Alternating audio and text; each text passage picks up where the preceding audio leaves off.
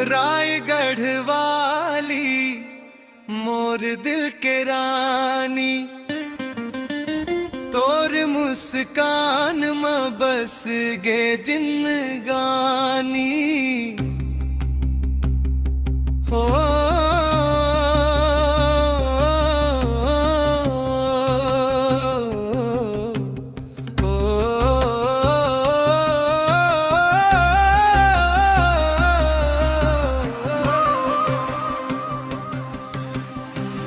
नैना के जादू कर दे बेकरार, तोर बर धड़ के मोर दिल हर बार। चूड़ी के छन छन पायल के रुन झुन, देखत ही तोला खो जातो हर छन। लाल चुनरिया गजब के शान, तोर संग जीना मोर सबसे बड़े अरमान।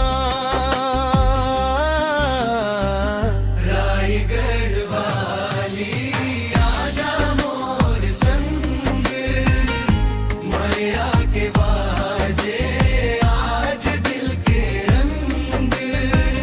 हाथ में हाथ धर कर ले इकरार, जन्म जन्म रही वो संग मोर प्यार।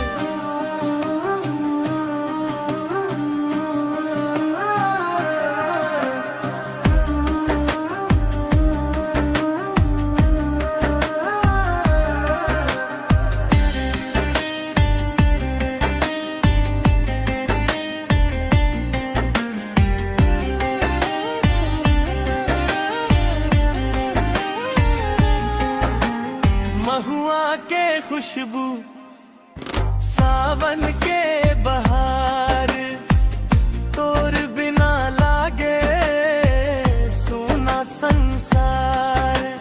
हंसी तोर बिजली चाल कमाल, देख देख तोला होगे बुरा हाल। रायगढ़ वाली मोर सपना के रानी, तोर माया मालिक तो मोर कहानी। दिल ले दिल के हो गए अब बात, रही वो संग संग दिन और रात।